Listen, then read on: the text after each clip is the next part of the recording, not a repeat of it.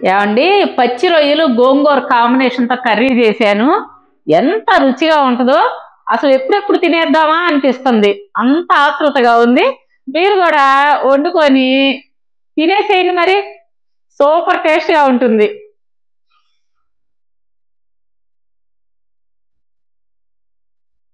Hi అండి, ఎలా ఉన్నారు? అందరు బాగున్నారా? మేము బాగున్నామండి. మీరందరూ కూడా చాలా చాలా బాగుండాలని ఆ భగవంతుడు మనస్ఫూర్తిగా కోరుకుంటూ ఈ రోజు వచ్చేసరికి మన ఆంధ్రమాత గోంగూరతో కాంబినేషన్గా పచ్చి రొయ్యలు అనమాట. ఇవి రెండు కలిపి చేస్తే కర్రీ చాలా బాగుంటుందండి. మీరు అన్నంలో ఆ కర్రీ వండుకొని పెట్టుకున్నారనుకోండి, ఒక్క ముద్దతో ఆగరు, ఫుల్ తినేస్తారనమాట. పిల్లలు పెద్దలకు కూడా చాలా ఇష్టంగా తింటారు. నేను ఎలా తయారు చేయాలో ఇప్పుడు చేసి చూపిస్తాను, చూడండి. అదేవిధంగా మన వీడియోస్ మీకు నచ్చినట్లయితే లైక్ చేయండి, షేర్ చేయండి. కొత్త వాళ్ళైతే కనుక తప్పకుండా సబ్స్క్రైబ్ చేసుకోండి. సరేనా? వచ్చేసేయండి వీడియోకి. ఈ కూరకి ముందుగా కావాల్సింది రొయ్యలండి. రొయ్యలు తెప్పించుకొని నేను మజ్జిగ, నిమ్మరసం, కొంచెం ఉప్పు వేసి శుభ్రంగా కడిగి పెట్టుకున్నాను. ఈ నరాలన్నీ తీసేసిన తర్వాత ఉడికించి పెట్టుకున్నాను అనమాట. ప్లెయిన్గానే ఉడికించాను. ఉప్పు కానీ కారాలు ఏమీ వేయలేదు. ఈ విధంగా ప్లెయిన్గానే ఉడికించి పెట్టుకోండి. అలాగే ఎర్ర గోంగూర కావాలి. ఈ ఎర్ర గోంగూర వచ్చేసరికి శుభ్రంగా కడిగి రెడీ చేసి పెట్టుకున్నాను. ఇప్పుడు కర్రీ ఎలా తయారు చేయాలో చూపిస్తాను, చూసేయండి. ఇదిగోండి, ఒక గిన్నె తీసుకొని అందులో గోంగూర వేసుకోండి. అలాగే ఉల్లిపాయ ముక్కలు అన్నమాట. ఇవి వచ్చేసరికి నేను పెద్ద సైజు తీసుకున్నాను. ఉల్లిపాయ ఇట్లా సన్నగా ముక్కలు తరిగి పెట్టుకున్నాను, అది వేస్తున్నాను. అలాగే 7-8 పచ్చిమిర్చి అన్నమాట. ఈ షేప్లో కట్ చేసుకోండి పచ్చిమిర్చిని. అలాగే ఇదిగోండి, మీడియం సైజు 2 టమాటాలు తీసుకున్నాను. అదేవిధంగా కొంచెం పసుపు వేసుకోండి. మీ టేస్ట్కి తగినంత కారం, అంటే పులుపు ఉంది కాబట్టి కారం కొంచెం ఎక్కువే పడుతుంది. ఇప్పుడు కొంచెం వాటర్ వేసుకొని ఈ గోంగూరని ఉడికించుకుందాం. ఈ గోంగూర అనేది నాకు పూర్తిగా ఆరిపోయింది కాబట్టి వాటర్ వేయాల్సి వస్తుంది. లేదంటే అప్పుడప్పుడు కడిగి వేసుకునే గోంగూర అయితే వాటర్ అవసరం లేదు. మెత్తగా ఉడికించుకుందాం. ఇదిగోండి, మూత తీసి చూద్దాము. ఇదిగోండి, గోంగూర మెత్తగా ఉడికింది. ఇప్పుడు స్టవ్ ఆఫ్ చేసేసుకొని ఈ గోంగూరని మెత్తగా మెదుపుకుందాం.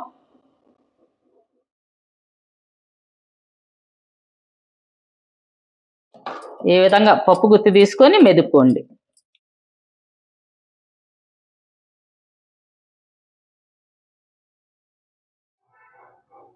ఇప్పుడు స్టవ్ వెలిగించుకొని బాండి పెట్టుకొని అందులో ఆయిల్ వేసుకోండి.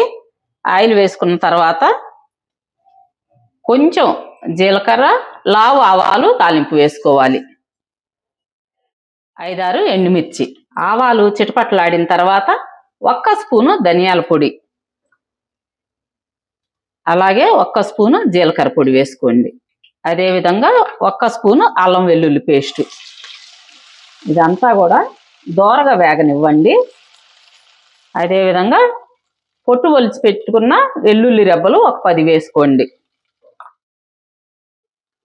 అలాగే కరివేపాకు కొంచెం తుంచి వేసుకోండి.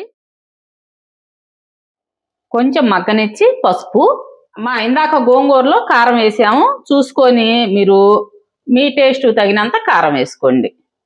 అలాగే ఉప్పు వేయండి. మనం రొయ్యల్లో ఉప్పు వేయలేదు, ఇప్పుడు చూసి వేసుకోండి. అలాగే చిన్న గుప్పెడతో కొత్తిమీర. ఇందాక మనం ఉడికించి పెట్టుకున్న రొయ్యలు వేసుకోండి.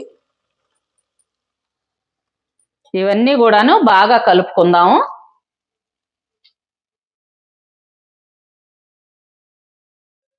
ఇది 1-2 నిమిషాలు ఈ విధంగా ఈ నూనెలో వేగనివ్వండి. ఫ్లేము హై ఫ్లేమే పెట్టుకోండి అమ్మా. ఈ రొయ్య అనేదమ్మా ఎక్కువసేపు ఉడకకూడదు అనమాట. ఉడికితే రబ్బర్ లాగా అయిపోతుంది. ఇది కొంచెం 1 నిమిషం 2 నిమిషాలు వేగనిచ్చి మనం స్టవ్ ఆఫ్ చేసుకుందాం.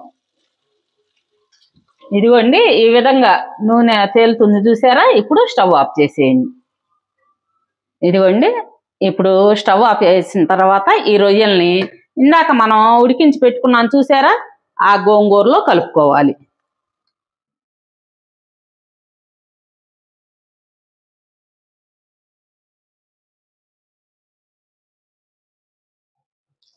ఇదంతా కలుపుకొని కొంచెం సేపు స్టవ్ మీద పెట్టుకుందాం.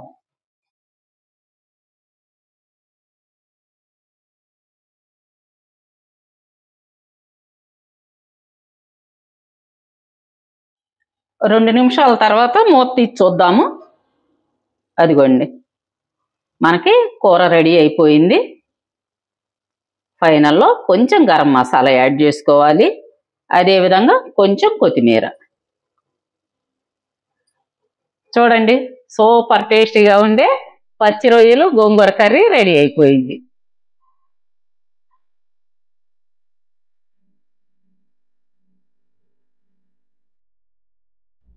చూశారు కదా కర్రీ ఎలా వండుకోవాలో. ఇదే విధంగా వండుకొని తిని చూసి ఎంత టేస్టీగా ఉందో నాకు కామెంట్స్ లో తెలియజేయండి. రేపు మరొక మంచి వీడియోతో మిమ్మల్ని కలుస్తాను, అది కూడా మీకు యూజ్ అయ్యే వీడియోతో. సరేనా? ఉంటానండి, బాయ్.